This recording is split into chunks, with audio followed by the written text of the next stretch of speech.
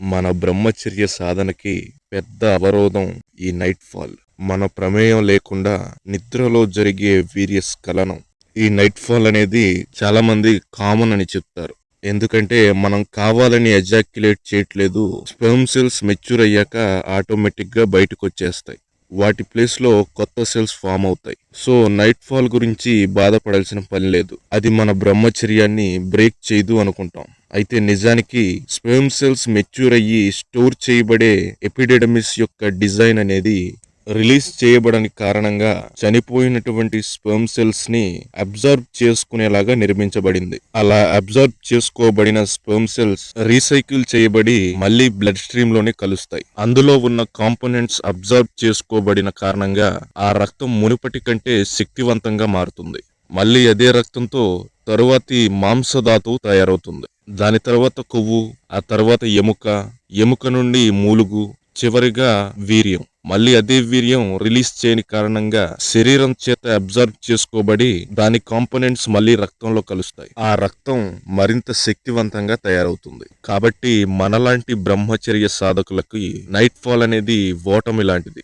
ఎక్కడ తప్పు జరిగిందో గమనించి మనం కరెక్ట్ చేసుకోవాలి. ఏదో 2-3 నెలలు ప్రాక్టీస్ చేసి నైట్ ఫాల్ ని కంట్రోల్ చేయలేకపోతున్నామని గివ్ అప్ చేయకూడదు. ఎలాగైతే మాస్టర్బేషన్ ని జయించడానికి నెలల నుండి సంవత్సరాలు పట్టిందో దీనికి కూడా టైం పడుతుంది. ఎందుకంటే ఈ మాస్టర్బేషన్ లాంటి పనులు మనం తెలివున్నప్పుడు చేస్తాం. అది పూర్తిగా మన చేతిలోనే ఉంటుంది. కానీ ఈ నైట్ ఫాల్ మన ప్రమేయం లేకుండా జరిగిపోతుంది. ఎక్కువగా నైట్ ఫాల్ జరిగేది అర్ధరాత్రి 1-2, ఇంకోటి తెల్లవారుజామున.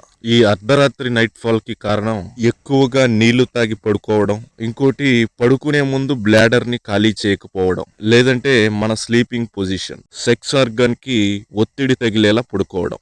ఇంకా రెండోది చాలా ప్రమాదకరమైంది తెల్లవారుజామున జరిగే నైట్ ఫాల్. ఇది మనల్ని రకరకాల కలలతో నింపేస్తుంది. అందులో మనం శయనిస్తాం, రమిస్తాం, కానీ నైట్ ఫాల్ అయ్యేదాకా శరీరాన్ని కదపలేం. ఎందుకంటే అది నిద్రావస్థలో చివరి స్టేజ్. కాబట్టి మనం ఖచ్చితంగా 4 గంటలకి మేల్కోవాలి. అందులో ఎవరికి ఎటువంటి మినహాయింపు లేదు. లేవగానే వ్యర్థాన్ని బయటికి పంపించి ఒక అరగంట రన్నింగ్ లేదా జాగింగ్ చేస్తే బెటర్. తర్వాత స్నానం చేసి శరీరాన్ని శుభ్రం చేసుకుని ఒక 10 నిమిషాలు ప్రార్థన.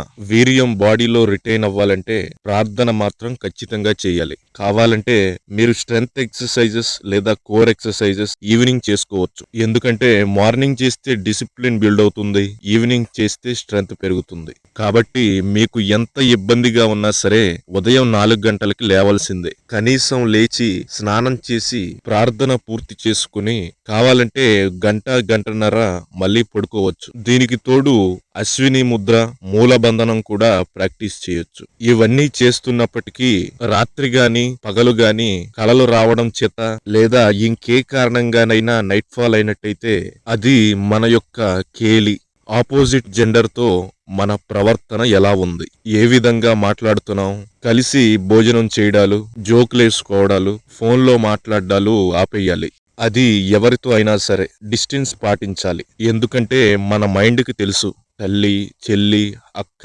ఇవన్నీ. కానీ ఇంద్రియాలకి అది కేవలం ఒక ఆపోజిట్ సెక్స్ అంతే. దీనికి best example creator of the universe lord Brahma. ఆయన తన సొంత కూతురికే అట్రాక్ట్ అయ్యాడు. కాబట్టి ఇంద్రియాలపై పట్టు సాధించడం చాలా కష్టమని అర్థమవుతుంది. ఇంద్రియాని జయంత్యాషు నిరాహార మనిషిన వర్షయిత్వాతు రసనం తన్నిరన్నస్య వద్దతే. మనం గొప్ప సాధన చేసి కామాన్ని జయించాం, క్రోధాన్ని జయించాం. అప్పుడు కూడా మన బ్రహ్మచర్య సాధనకి ఆటంకం లేదు అని అనుకోవడం కుదరదు. అప్పుడు నాలుక మనకి ట్రబుల్ ఇస్తుంది. అతిగా భోజనం చేయడం నిషిద్ధం. కాబట్టి మితంగా తినమని ఈ భాగవత శ్లోకం యొక్క అర్థం. అందుకనే సంశయాత్మ వినశ్యతి అంటాడు కృష్ణుడు. నైట్ ఫాల్ అయినా బ్రహ్మచర్యం నిలబడుతుంది అనే అనుమానాలు వదిలేయండి. నెలకి 4 సార్లు నైట్ ఫాల్ అయితే అది ఒకసారి మాస్టర్బేషన్ చేసుకున్నంత వీర్యాన్ని బయటకు పోగొడుతుంది. మరి ఇంకెక్కడ సీమెన్ని రిటైన్ చేసినట్టు అవుతుంది. నైట్ ఫాల్ అనేది ఈ బ్రహ్మచర్యాలు ఇవన్నీ తెలియని వాళ్ళకి కామన్ అంతే తప్ప దీన్ని ఆచరించి లాభాన్ని పొందాలి అనుకునే వాళ్ళకి కాదు.